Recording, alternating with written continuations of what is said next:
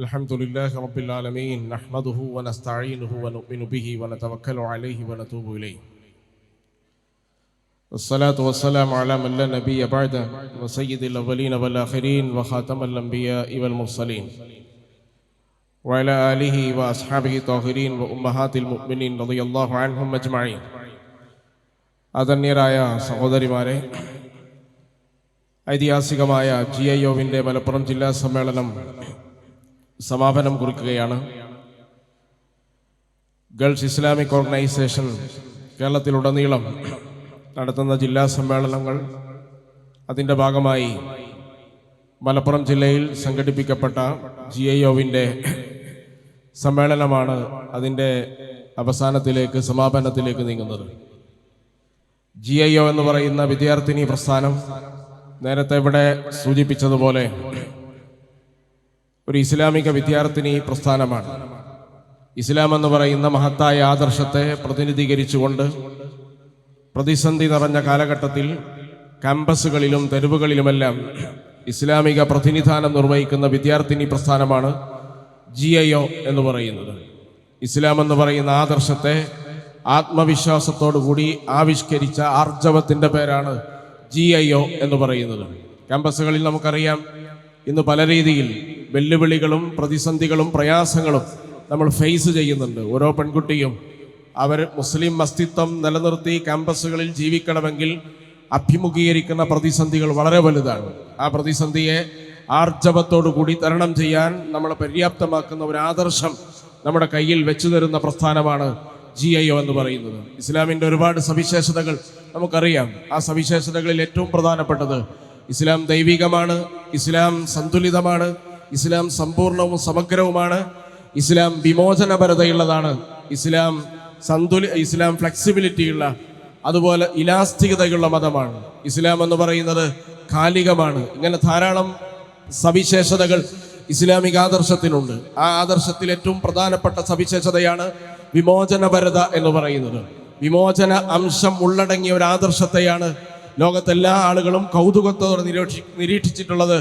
അതുപോലെ തന്നെ അതിനെ ഭീഷണിയോടെ അല്ലെങ്കിൽ ഭീഷണി കൊണ്ട് ഒതുക്കാൻ ശ്രമിച്ചിട്ടുള്ളത്, അല്ലെങ്കിൽ ഭയത്തോടു കൂടി വീക്ഷിച്ചിട്ടുള്ളത്. കേരളത്തിൽ നമുക്കറിയാം, കേരളത്തിലെ സമകാലിക സംഭവ വികാസങ്ങൾ നമ്മൾ പരിശോധിച്ച് നോക്കുകയാണെങ്കിൽ കേരളത്തിലെ ഇസ്ലാമിക പ്രസ്ഥാനത്തെയും ഇസ്ലാമിക പ്രസ്ഥാനത്തിൻ്റെ സംവിധാനങ്ങളെയും പ്രതിക്കൂട്ടിൽ നിർത്തുകയും ടാർഗറ്റ് ചെയ്ത് ആക്രമിക്കുകയും ചെയ്യുന്നതിൻ്റെ ഏറ്റവും പ്രധാനപ്പെട്ട ഭാഗമെന്ന് പറയുന്നത് ഇസ്ലാമിൻ്റെ വിമോചനപരതയെ ഏറ്റക്കുറച്ചിലില്ലാതെ കേരളത്തിലും ഇന്ത്യയിലും ഇസ്ലാമിക പ്രസ്ഥാനം പ്രതിനിധാനം ചെയ്യുന്നുവെന്നതാണ്. ഇസ്ലാമിക പ്രസ്ഥാനത്തിൻ്റെ അതിൻ്റെ നാൾവഴികൾ 7.5 പതിറ്റാണ്ടിൻ്റെ ചരിത്രം പരിശോധിച്ച് നോക്കിയാൽ നിങ്ങൾക്ക് ബോധ്യമാവുന്ന ഏറ്റവും പ്രധാനപ്പെട്ട കാര്യം ഇസ്ലാമിക പ്രസ്ഥാനം ഇസ്ലാമിനെ ഏറ്റക്കുറച്ചിലില്ലാതെ ഈ ഇന്ത്യ രാജ്യത്ത് പ്രതിനിധീകരിച്ചു വന്നതാണ്. അതുകൊണ്ട് തന്നെ മറ്റു സംഘടനകളെ അല്ലെങ്കിൽ മറ്റു പ്രസ്ഥാനങ്ങളെ, മറ്റു സംവിധാനങ്ങളെ ടാർഗറ്റ് ചെയ്യുന്നതിന് പകരം ജമാഅത്തെ ഇസ്ലാമിയെയും ഇസ്ലാമിക പ്രസ്ഥാനത്തെയും ടാർഗറ്റ് ചെയ്യുന്നത് എന്തുകൊണ്ടാണ് ചോദിച്ചാൽ അതിൻ്റെ വിമോചനപരമായ ഉള്ളടക്കം കാരണമാണ്. അത് ഇസ്ലാമിക വിമോചനത്തെ ക്യാമ്പസുകളിലും കേരളത്തിൽ ക്യാമ്പസിന് പുറത്തും പ്രതിനിധീകരിക്കുന്ന പ്രസ്ഥാനമാണ്. SIOവിലൂടെ GIOവിലൂടെ സോളിഡാരിറ്റി യൂത്ത് മൂവ്മെന്റിലൂടെ ജമാഅത്തെ ഇസ്ലാമി എന്ന് പറയുന്ന പ്രസ്ഥാനത്തിലൂടെ എല്ലാം ഇസ്ലാമിൻ്റെ വിമോചനപരതയെ ഈ രാജ്യത്തെ ജനങ്ങൾക്ക് മനസ്സിലാക്കി കൊടുക്കുക എന്ന് പറയുന്ന മഹത്തായ കാലികമായ ദൗത്യം അത് നിർവഹിക്കുന്നത് കൊണ്ടാണ് യഥാർത്ഥത്തിൽ അതിനെ പ്രതിക്കൂട്ടിൽ നിർത്തി ആക്രമിക്കാൻ തയ്യാറാവുന്നത്. ഇലക്ഷൻ സമയങ്ങളിലല്ല, പ്രത്യേകിച്ചും അതല്ലാത്ത സന്ദർഭങ്ങളിൽ പൊതുവിലുമായി ഇസ്ലാമിക പ്രസ്ഥാനത്തെ ടാർഗറ്റ് ചെയ്യാനുള്ള കാരണമെന്ന് പറയുന്നത് മനുഷ്യന്റെ എല്ലാ മോചനത്തെക്കുറിച്ചും അത് സംസാരിക്കുന്നുവെന്നാണ്. നബി റളിയല്ലാഹു അൻഹു പേർഷ്യ ചക്രവർത്തിയുടെ കൊട്ടാരത്തിൽ ചെന്ന് പറയുന്ന കാര്യമുണ്ട്.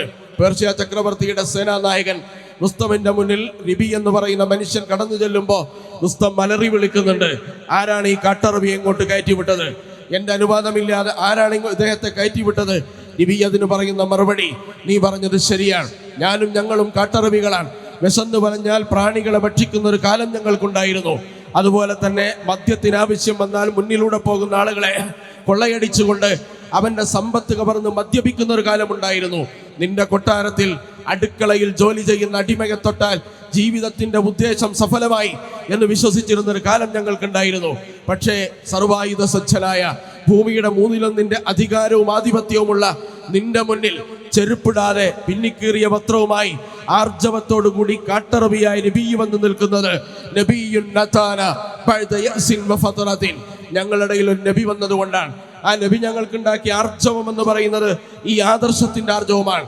അതുകൊണ്ട് ഈ GIO എന്ന് പറയുന്ന വിദ്യാർത്ഥിനി പ്രസ്ഥാനം കേരളത്തിന്റെ ക്യാമ്പസുകളിൽ നിങ്ങൾക്ക് അവശേഷിപ്പിച്ച ഏറ്റവും പ്രധാനപ്പെട്ട മൂലധനം നബി ഇബ്നു ആമിറിന് റുസ്തമിന്റെ കൊട്ടാരത്തിൽ കയറി ചെല്ലാൻ കിട്ടിയ ആർജവം എന്ന മൂലധനമാണ്. നമുക്കറിയാം, ചരിത്രത്തിൽ മർദ്ദിതരുടെ എല്ലാ സന്ദർഭത്തിലും മർദ്ദിതന് പ്രതീകങ്ങൾ ഉണ്ടാകും. മർദ്ദിതരുടെ പോരാട്ടത്തിന്റെ പ്രതീകങ്ങളെ ചരിത്രത്തിൽ എല്ലാ സന്ദർഭത്തിലും ഉണ്ടാകും. ഹദറത്ത് ഇബ്രാഹിം അലൈഹി ഇസ്ലാമിന്റെ ത്യാഗം മർദ്ദിത പോരാട്ടത്തിന്റെ ഇന്ധനമാണ്. ഹദറത്ത് മൂസ അലൈഹി ഇസ്ലാമിന്റെ വടി മർദ്ദിതരുടെ വിമോചനത്തിന്റെ പ്രതീകമാണ്. ഹദറത്ത് ഈസ അലൈഹി ഇസ്ലാമിന്റെ സഹനം ലോകത്ത് വിമോചന പോരാട്ടത്തിന്റെ കരുതിവെപ്പാണ്. അതുപോലെ തന്നെ മുഹമ്മദ് മുസ്തഫ സല്ലല്ലാഹു അലൈഹി വസല്ലമയുടെ ആദർശ വിശുദ്ധിയും ധാർമ്മിക വിശുദ്ധിയും നേതൃപാഠവും ഇസ്ലാമിക വിപ്ലവത്തിന്റെ കരുതിവെപ്പാണ്.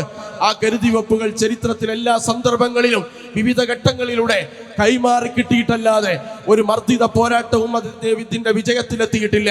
അതിന്റെ ഒടുവിലത്തെ ഏറ്റവും പ്രതീകമാണ് നിങ്ങൾ ഇവിടെ കണ്ട ദൃശ്യാവിഷ്കാരങ്ങളിൽ ഇവിടെ ആവിഷ്കരിച്ച നേരത്തെ ഫലസ്തീനിൽ സംഭവിച്ച പോരാളികളുടെ രക്തസാക്ഷികളുടെ നേതാവ് ഷഹീദ് അബു ഇബ്രാഹിം യഹ്യ സിൻവാർ, അദ്ദേഹത്തിന്റെ വടി ഈ ആധുനിക ലോകത്തെ വിമോചന പോരാട്ടത്തിന്റെ മർദ്ദിതർക്കുള്ള പോരാട്ടത്തിന്റെ ഇന്ധനമായി അവശേഷിക്കുകയാണ്. ആ വടിയന്തിക്കൊണ്ട് ലോകത്തെ മർദ്ദിതരുടെ ആവേശമുറ്റുന്ന പോരാട്ടങ്ങൾ ജ്വലിച്ചു നിൽക്കാൻ അതിന് സാധിക്കുന്ന ഒരു ആർജവം അതിനുണ്ട്. ഈ ആർജവങ്ങളാണ് കേരളത്തിന്റെ ക്യാമ്പസുകളിൽ ഈ വിദ്യാർത്ഥിനി പ്രസ്ഥാനം നമുക്ക് നൽകിയിട്ടുള്ളത്. അതുകൊണ്ട് പ്രിയപ്പെട്ടവരെ, നിങ്ങൾ ആത്മാഭിമാനത്തോടു കൂടി ഈ ആദർശത്തെ ഏറ്റെടുക്കുക. നേരത്തെ നൂറുകണക്കിന് ചെറുപ്പക്കാർ കർണാടകയിൽ ഹിജാബ് നിരോധിച്ച സന്ദർഭത്തിൽ ഒരു പെൺകുട്ടിയുടെ പിന്നാലെ ജയ് ശ്രീരാം വിളിച്ച് ഓടി വരുന്ന നിങ്ങൾ കണ്ടിട്ടുണ്ടാകും. ആ സമയത്ത് ആൾക്കൂട്ടത്തിന് നേരെ തിരിഞ്ഞ് അല്ലാഹു അക്ബർ എന്ന മുദ്രാവാക്യം വിളിച്ച് ആൾക്കൂട്ടത്തിന്റെ ആക്രോശത്തെയും പ്രതിരോധത്തെ അതിന്റെ ദേഷ്യത്തെയും വിദ്വേഷത്തെയും തന്റെ ആർജവമുള്ള പ്രതിരോധം കൊണ്ട് ശമിപ്പിച്ചു നിർത്തിയ ആ പെൺകുട്ടിയുടെ പ്രതീകമാണ് കേരളത്തിന്റെ ക്യാമ്പസുകളിൽ GIO എന്ന് പറയുന്ന വിദ്യാർത്ഥി പ്രസ്ഥാനം നിർവഹിക്കുന്നത്. അതുകൊണ്ട് നിങ്ങളുടെ ആദർശത്തിന് നേരെ, നിങ്ങളുടെ വിശ്വാസത്തിന് നേരെ, നിങ്ങളുടെ ഇസ്ലാമിക പ്രതിനിധാനത്തിന് നേരെ ആര് കടന്നു വന്നാലും നിങ്ങൾ നേരെ തിരിഞ്ഞു നിന്ന് നിങ്ങളുടെ ആത്മവിശ്വാസത്തിന്റെ പ്രഖ്യാപനം നിർവഹിക്കുവാൻ നിങ്ങളുടെ കാലടിപ്പാദങ്ങൾക്ക്, നിങ്ങളുടെ ശരീരത്തിന്, നിങ്ങളുടെ ബ്രെയിനിന്, മസ്തിഷ്കത്തിന് കരുത്തു പകരുന്ന ഒരാദർശമാണ് GIO നിങ്ങളോട് സംസാരിക്കുന്നത്. അതുകൊണ്ട് ഈ വിദ്യാർത്ഥി പ്രസ്ഥാനത്തെ നിങ്ങളുടെ ഭാവിയിലെ ജീവിതത്തിൽ, നിങ്ങളുടെ A to Z ജീവിതത്തിന്റെ ഭാവനയെ നിർണ്ണയിക്കുന്നതിൽ പ്രധാനപ്പെട്ട പങ്ക് വഹിക്കുന്ന ഒരു വിദ്യാർത്ഥി പ്രസ്ഥാനമാണ് GIO എന്ന് പറയുന്നത്. അതുകൊണ്ട് പ്രിയപ്പെട്ട വിദ്യാർത്ഥിനികളെ, നിങ്ങൾ ക്യാമ്പസുകളിൽ എത്തുമ്പോൾ, നിങ്ങൾ യൂണിവേഴ്സിറ്റികളിൽ, സർവകലാശാലകളിൽ എത്തുമ്പോൾ ലിബറലിസത്തിന്റെ നേരത്തെ ഇവിടെ സംസാരിച്ച ആളുകൾ സൂചിപ്പിച്ചതുപോലെ ലിബറലിസത്തിന്റെ അതിരുവിട്ട സാംസ്കാരികമായ പ്രലോഭനങ്ങൾ നിങ്ങളുടെ മുന്നിൽ ഇങ്ങനെ നൃത്തമാടിക്കൊണ്ടിരിക്കുന്ന ഘട്ടത്തിൽ അതിനെതിരെ യഹ്യ സിൻവാറിന്റെ വടിയെറിയാൻ നിങ്ങളുടെ കരങ്ങൾക്ക് പ്രചോദനമേകുന്ന നാമമാണ് GIO എന്ന് പറയുന്നത്. അതുപോലെ തന്നെ പ്രിയപ്പെട്ടവരെ, നമുക്കറിയാം, നിങ്ങൾ കേരളത്തിലെ ഇന്ത്യയിലെയും ക്യാമ്പസുകളിൽ എത്തുമ്പോൾ CINRC പ്രൊട്ടക്ട് മുതൽ ഇന്ന് നടന്നുകൊണ്ടിരിക്കുന്ന ഭരണകൂട വിരുദ്ധ പോരാട്ടങ്ങളുണ്ട്. നിയമനിർമ്മാണങ്ങൾ നിർമ്മിച്ചുകൊണ്ട് ഒരു സമൂഹത്തെ, പ്രത്യേകിച്ച് ഈ രാജ്യത്തെ മുസ്ലിം സമുദായത്തെ, പ്രബലമായ മുസ്ലിം സമുദായത്തെ നിയമം മൂലം ഇറാഡിക്കേറ്റ് ചെയ്യാൻ, ഉന്മൂലനം ചെയ്യാൻ ഈ രാജ്യത്തെ സംഘപരിവാർ പദ്ധതികൾ ആസൂത്രണം എന്ന സന്ദർഭത്തിൽ നിങ്ങളുടെ കയ്യിന്, നിങ്ങളുടെ ശബ്ദത്തിന്, നിങ്ങളുടെ തലച്ചോറിന്, നിങ്ങളുടെ ശരീരത്തിന് 10 മടങ്ങ് ആർജവും ആവേശവും ആവശ്യമുള്ള ഒരു കാലഘട്ടത്തിലാണ് നമ്മൾ ജീവിക്കുന്നത്. ആവേശം എവിടെ നിന്ന് കിട്ടും? ആദർശം എവിടെ നിന്ന് നിങ്ങൾക്ക് വാങ്ങാൻ കിട്ടും എന്ന് അന്വേഷിച്ചാൽ ഇന്ത്യ രാജ്യത്ത് ഒരൊറ്റ വിദ്യാർത്ഥിനി പ്രസ്ഥാനത്തിൽ മാത്രമാണ് നിങ്ങൾക്കത് ലഭ്യമാവുക. അതിന്റെ പേരാണ് GIO എന്ന് പറയുന്നത്. കാരണം നിങ്ങളെ ആർജവത്തോടു കൂടി ക്യാമ്പസിൽ പ്രതിനിധാനം നിർവഹിച്ച് എഴുന്നേറ്റ് നിൽക്കാൻ നിങ്ങളെ പര്യാപ്തമാക്കുന്നത് ഇസ്ലാമിക ആദർശമാണ്. നേരത്തെ ഞാൻ സൂചിപ്പിച്ചതുപോലെ ഇസ്രായും കൈസറയും തകർന്നടിയുന്ന കിനാബുകൾ പകർന്നു കൊടുത്ത് ഒരു അനുയായി വൃന്ദത്തെ ലോകത്തെ ഏറ്റവും വലിയ ക്ഷേമരാട്ടത്തിന്റെ അനുയായികളാക്കി മാറ്റിയ പ്രവാചകൻ സല്ലല്ലാഹു അലൈഹി വസല്ലം പ്രബോധനം ചെയ്ത ഇസ്ലാം എന്ന് പറയുന്ന ആദർശത്തിന് ഏറ്റക്കുറച്ചിലില്ലാതെ നമ്മുടെ കുടുംബ ജീവിതത്തിൽ, വ്യക്തി ജീവിതത്തിൽ, നമ്മുടെ അനുഷ്ഠാനാചാരങ്ങളിൽ, നമ്മുടെ രാഷ്ട്രീയ സാമൂഹ്യ മേഖലകളിൽ നമ്മൾ എത്തി നിൽക്കുന്ന എല്ലാ വെല്ലുവിളികളുടെയും മുന്നിൽ പതരാതെ പിടിച്ചു നിൽക്കാൻ ഈ ആദർശം നിങ്ങൾക്ക് കൂടിയേ തീരൂ. ഈ ആദർശമില്ലാത്ത ഏതാദർശവും നിങ്ങളുടെ കയ്യിലുണ്ടെങ്കിൽ അതുപോലെ ഏതാദർശമാണോ നിങ്ങൾ സ്വീകരിക്കുന്നതെങ്കിലും അഭിമാനപൂർവ്വം ആർജവത്തോടുകൂടി ആത്മവിശ്വാസത്തോടുകൂടി ക്യാമ്പസുകളിലെ മലവെള്ളപ്പാച്ചിൽ പോലെ വന്നെത്തി നിൽക്കുന്ന ആധുനിക ലിബറലിസത്തിന്റെയും നവനാസ്തികതയുടെയും വാദങ്ങളെ ചെറുത്തു തോൽപ്പിക്കാൻ നിങ്ങൾക്ക് കഴിയില്ല. അതിന്റെ മുന്നിൽ നോ എന്ന് പറയാൻ, അതിനെതിരെ വടിയെറിയാൻ, അതിനെതിരെ തൂഫാനുൽ അക്സ പ്രഖ്യാപിക്കുവാൻ കേരളത്തിന്റെ ക്യാമ്പസുകളെ പര്യാപ്തമാക്കുന്ന ഒരൊറ്റ വിദ്യാർത്ഥി പ്രസ്ഥാനമേ കേരളത്തിന്റെ ക്യാമ്പസിലുള്ളൂ. അതിന്റെ പേരാണ് GIO എന്ന് പറയുന്നത്. അതുകൊണ്ട് പ്രിയപ്പെട്ടവരെ, വിദ്യാർത്ഥിനി സുഹൃത്തുക്കളെ, നിങ്ങൾ ഈ പ്രസ്ഥാനത്തെ ആത്മാഭിമാനത്തോടു കൂടി കേരളത്തിന്റെ ക്യാമ്പസുകൾ പ്രതിനിധീകരിക്കണം. ഇന്ന് വൈകുന്നേരം മുതൽ മാത്രമല്ല ഈ പേര് നിങ്ങൾ കേട്ടു തുടങ്ങിയത്. കുറെ മുമ്പ് 40 വർഷമായി, 4 പതിറ്റാണ്ടായി ഈ ശബ്ദം ഇന്ത്യയിലും കേരളത്തിലും മുഴങ്ങി തുടങ്ങിയിട്ട് അത് ഇന്ന് വൈകുന്നേരം ആദ്യമായി കേൾക്കുന്നവരുണ്ടാകും. ഈ പരിപാടികളിലെല്ലാം ഈ നാമം നിങ്ങൾ കേട്ടിട്ടുണ്ടാകും. പക്ഷേ നിങ്ങൾക്ക് ഇതിനാർജവം സമ്മാനിക്കുകയാണ്, ഒരാത്മവിശ്വാസം സമ്മാനിക്കുകയാണ്, ഒരാദർശം സമ്മാനിക്കുകയാണ്. വിശുദ്ധിയുടെ, ധാർമ്മികതയുടെ, സ്വന്തം ശരീരത്തിന്റെ നേരെ കയ്യോങ്ങി വരുന്ന ആക്രമണോത്സുക ആൾക്കൂട്ടങ്ങൾ മൊബിലിഞ്ചിങ്ങുമായി വന്നുകൊണ്ടിരിക്കുന്ന ഈ കാലഘട്ടത്തിൽ അതിന്റെ കൈക്ക് പിടിക്കാൻ, അതിനെതിരെ നോ പറയാൻ നിങ്ങൾക്ക് ആർജവം വേണം. അത് ലിബറലിസം നിങ്ങൾക്ക് നൽകിയിട്ടില്ലെന്ന് മാത്രമല്ല, മീ ടു ക്യാമ്പയിനിലൂടെ സ്വന്തം ശരീരത്തെ പണയം വെച്ചതിന്റെ വിലാപങ്ങളാണ് നമ്മളെല്ലാവരും കേട്ടത്. അതുപോലെ തന്നെ ലിവിങ് ടുഗദറിലൂടെ ജീവിച്ചു തീർക്കാൻ തീരുമാനിച്ച ജീവിതത്തിൽ അവസാനം ബാക്കിയായത് നിങ്ങൾക്ക് അതിൽ നിന്ന് കിട്ടിയതല്ല, നിങ്ങൾ തന്നെ പോറ്റേണ്ടി വന്ന ഗതികേടിലാണ് ഫാദർലെസ് അമേരിക്ക പോലെയുള്ള പുസ്തകങ്ങൾ നമ്മളെ പഠിപ്പിക്കുന്നത്, ആശയങ്ങൾ നമ്മളെ പഠിപ്പിക്കുന്നത്. അതേസമയം ഈ ആശയത്തെ നിങ്ങൾ നെഞ്ചിലേറ്റിയാൽ ലിബറലിസത്തിന്റെ കമനകളെ, പ്രലോഭനങ്ങളെ, വെല്ലുവിളികളെ, പ്രതിസന്ധികളെ ആർജവത്തോടു കൂടി അഭിമുഖീകരിക്കാൻ നിങ്ങൾക്ക് സാധിക്കും. അതിന് 3 അക്ഷരമുണ്ട്. ആ 3 അക്ഷരത്തിന്റെ പേരാണ് GIO എന്ന് പറയുന്നത്. നിങ്ങൾ ഇതിനെ ഏറ്റെടുക്കുക, ക്യാമ്പസുകളിൽ നിങ്ങൾ ഇതിനെ പ്രതിനിധീകരിക്കുക. നിങ്ങളുടെ ജീവിതത്തിന്റെ വഴികാട്ടിയായി, ജീവിതത്തിന്റെ വെളിച്ചമായി പ്രിയപ്പെട്ട രക്ഷിതാക്കളെ, ഈ കുഞ്ഞുങ്ങളെ, ഈ വിദ്യാർത്ഥിനികളെ ഈ നഗരിയിലേക്ക് എത്തിച്ച രക്ഷിതാക്കൾ ഇവിടെയുണ്ട്, അധ്യാപകരുണ്ട്. നിങ്ങളോട് എനിക്ക് പറയാനുള്ളത്, നിങ്ങളുടെ പെൺകുട്ടിക്ക് ആർജവത്തോടുകൂടി നിങ്ങളുടെ പെൺകുട്ടിയുടെ ശരീരത്തെയും മനസ്സിനെയും ആത്മാഭിമാനത്തെയും ആർജവത്തെയും കരുതി വെച്ചുകൊണ്ട് ഒരു സാമൂഹിക പോരാട്ടത്തിനും വിപ്ലവത്തിനും നാന്ദി കുറിക്കാൻ നിങ്ങളെ പെൺകുട്ടിയെ നിങ്ങൾ സെലക്ട് ചെയ്താൽ നിങ്ങൾക്ക് ഈ രാജ്യത്ത് കിട്ടുന്ന ഒരൊറ്റ വിദ്യാർത്ഥി പ്രസ്ഥാനമേ ഉള്ളൂ. അതാണ് GIO എന്ന് പറയുന്നത്. വേറൊരു വിദ്യാർത്ഥി പ്രസ്ഥാനമില്ല. നിങ്ങൾ അറിഞ്ഞു നോക്കുക, ലഹരിയുടെയും ഉന്മാദത്തിന്റെയും അവസ്ഥയിൽ ലിബറലിസത്തിന്റെ മനോഹരമായ ആശയങ്ങളെ ജീവിതത്തിൽ ആവിഷ്കരിച്ചുകൊണ്ട് കേരളത്തിന്റെ ക്യാമ്പസുകളിൽ സെലിബ്രേഷനും എക്സ്പ്ലോറുകളും നടത്തിക്കൊണ്ടിരിക്കുന്ന വിദ്യാർത്ഥിനി കൂട്ടങ്ങൾക്ക് മുമ്പിൽ ആർജവത്തിന്റെയും ആത്മാഭിമാനത്തിന്റെയും ഒരു വിശ്വവിമോചന ആദർശത്തെ പ്രതിനിധീകരിക്കാൻ നിങ്ങൾക്ക് കരുത്തും അതുപോലെ ശേഷിയും നൽകുന്നതാണ് ഈ സമ്മേളനം എന്ന് പറയുന്നത്. അതുകൊണ്ട് പ്രിയപ്പെട്ടവരെ, GIO എന്ന് പറയുന്ന പേരാദ്യമായി കേൾക്കുന്നവർ, ഈ നഗരിയിൽ നിന്ന് പുറത്തു പോകുന്നവരുണ്ടെങ്കിൽ നിങ്ങളോട് എനിക്ക് പറയാനുള്ളത് GIOവിനെ ആദ്യമായി അനുഭവിക്കുന്ന വിദ്യാർത്ഥിനികൾ ഈ കൂട്ടത്തിലുണ്ടെങ്കിൽ നിങ്ങളോട് എനിക്ക് പറയാനുള്ളത്, ഈ പേര്, ഈ നാമം, ഈ വിദ്യാർത്ഥിനി സംഘടന, ഈ ആശയം, ഈ ആദർശം നിങ്ങളുടെ അവസാനത്തെ ശ്വാസം വരെ മുറുകെ പിടിക്കുക.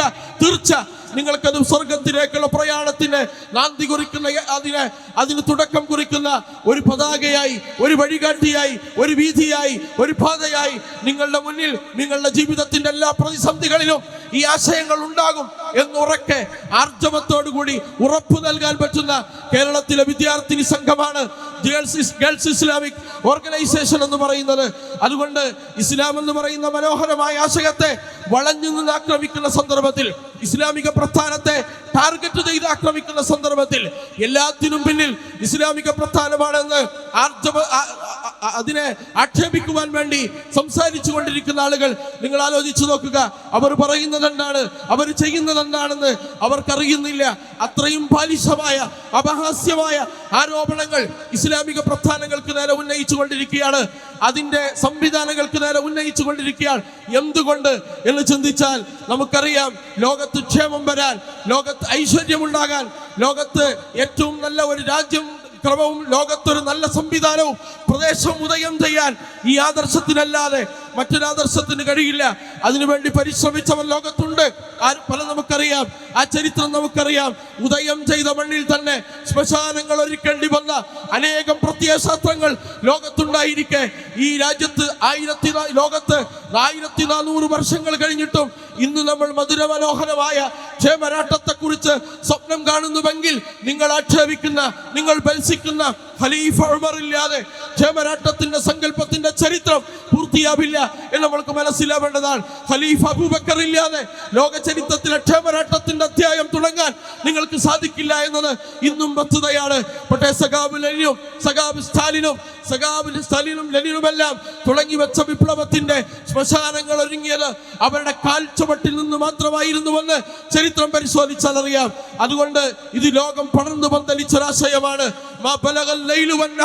പ്രവാചക തിരുമേനി പറയാൻ, രാത്രിയും പകലും എവിടെയൊക്കെ ഉണ്ടോ, ലോകത്തെ ഏതൊക്കെ ദേശങ്ങളിൽ രാവും പകലുമുണ്ടോ, അവിടങ്ങളിലെല്ലാം ഈ ദീനിന്റെ പ്രകാശമെത്തും, ഈ ദീനിന്റെ വെളിച്ചമെത്തും, ഈ ദീന് പോരാട്ടത്തിന്റെ പ്രചോദനമാകും. ഫലസ്തീനിലെ നിങ്ങൾ ദൃശ്യാവിഷ്കാരത്തിലൂടെയും മുദ്രാവാക്യങ്ങളിലൂടെയും കാലങ്ങൾക്കപ്പുറം കിടക്കുന്ന ഒരു ജനതയെ, പിച്ചി ചീന്തപ്പെട്ട ഒരു ജനതയുടെ ആത്മാഭിമാനത്തെ നിങ്ങളുടെ ആത്മാഭിമാനമായി, അവരുടെ രക്തത്തെ നിങ്ങളുടെ രക്തമായി, അവരുടെ പരിക്കിനെ നിങ്ങളുടെ പരിക്കായി, അവരുടെ വിലാപത്തെ നിങ്ങളുടെ വിലാപമായി, അവരുടെ രക്തസാക്ഷികളെ സ്വന്തം ബന്ധുക്കളുടെ രക്തസാക്ഷിത്വമായി എന്തുകൊണ്ട് നിങ്ങൾ നെഞ്ചിൽ ചേർത്ത് വെക്കുന്നെന്ന് ചോദിച്ചാൽ, ലോകത്ത് ഈ ആദർശം പ്രചോദനം നൽകിയ ആദർശ പ്രചോദനത്തിൽ പോരാട്ടത്തിന്റെ ഏറ്റവും വലിയ ആഘോഷങ്ങൾ തീർത്ത ഒരു ജനതയെ നമുക്കങ്ങനെയല്ലാതെ എങ്ങനെ സ്വീകരിക്കാൻ കഴിയും? 17,000 കുട്ടികൾ, 6 വയസ്സിന് താഴെയുള്ള കുട്ടികൾ രക്തസാക്ഷിയായ സ്ഥലമാണ് ഗസ എന്ന് പറയുന്നത്. 10,000 സ്ത്രീകൾ തലമുണ്ടനം ചെയ്ത നഗരമാണ് ഗസ എന്ന് പറയുന്നത്. കുടിക്കാൻ വെള്ളമില്ല, കുളിക്കാൻ വെള്ളം കിട്ടിയിട്ട് മാസങ്ങളായി, 10-11 മാസങ്ങളായി തലമുണ്ടനം ചെയ്ത സ്ത്രീകൾ, അതുപോലെ തന്നെ മാവും മണ്ണും കുഴച്ച് ഭക്ഷിക്കുന്ന സ്ത്രീകൾ, അതുപോലെ തന്നെ കുട്ടികൾ ഒലീവുകായ ഒരു ദിവസത്തെ ഒരു ആവറേജ് ഭക്ഷണമായി ഭക്ഷിക്കുന്ന ഫലസ്തീനി, 1 ലിറ്റർ കുടിവെള്ളം മാത്രം ഒരു കുടുംബത്തിന് റേഷനായി കിട്ടുന്ന ഫലസ്തീനി, അതുപോലെ തന്നെ ഗസാവി, ഇങ്ങനെ തുടങ്ങിയ ധാരാളം മനുഷ്യർ അവരുടെ ആത്മാഭിമാനം മാത്രം വിലയിടാൻ ആർക്കും കഴിയില്ല. അവരുടെ പോരാട്ടത്തെ അടിച്ചമർത്താൻ ആർക്കും കഴിയില്ല. തന്റെ കയ്യ് നിങ്ങൾ ആലോചിച്ചു നോക്കൂ. ചരിത്രത്തിൽ മുസ്അബ് ഇബ്നു ഉമൈർ നമ്മൾ കേട്ടിട്ടുണ്ട്. മുസ്അബ് ഇബ്നു ഉമൈർ ആരാണ്? കൈ രണ്ടറ്റും വീണിട്ടും അതുപോലെ തന്നെ ശരീരത്തിൽ പ്രവാചകൻ ഏൽപ്പിച്ച കൊടി കൂട്ടിക്കെട്ടി മുഹമ്മദുൻ ഇല്ലാ റസൂലുൻ ഖദ് ഖലതു മിൻ ഖബ്ലിഹി റുസുൽ എന്ന വിശുദ്ധ ഖുർആനിന്റെ വചനം ഓതിക്കൊണ്ട് ശത്രുക്കളെ 2 കൈയും നഷ്ടപ്പെട്ട ഒരു മനുഷ്യൻ നെഞ്ചുകൊണ്ട് പ്രതിരോധിച്ചു നിർത്തിയത് ചരിത്രത്തിൽ ആവേശത്തോടുകൂടി നമ്മൾ ഓർത്തിട്ടുണ്ട്. നമ്മളെല്ലാവരും വിചാരിച്ചത് ആ ചരിത്രം അവസാനത്തേതാണ്, ആവർത്തിക്കില്ല എന്നതാണ്.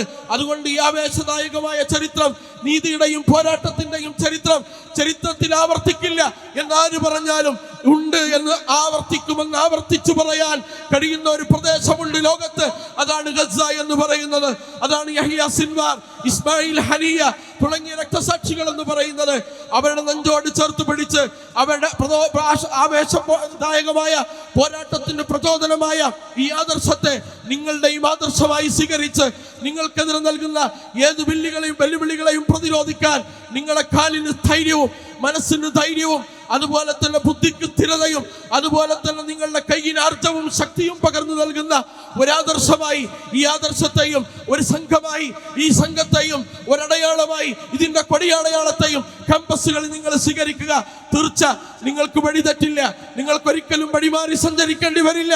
നിങ്ങൾക്കൊരിക്കലും അതുപോലെ തന്നെ അധപതനത്തിന്റെ പേക്കുടികളിൽ വീഴേണ്ടി വരില്ല എന്ന ഗ്യാരണ്ടിയാണ് മറ്റൊരു വിദ്യാർത്ഥി പ്രസ്ഥാനത്തിനും നൽകാൻ പറ്റാത്ത ഉറപ്പാണ്, ഗ്യാരണ്ടിയാണ് ഈ വിദ്യാർത്ഥി പ്രസ്ഥാനം നിങ്ങൾക്ക് നൽകുന്നത്.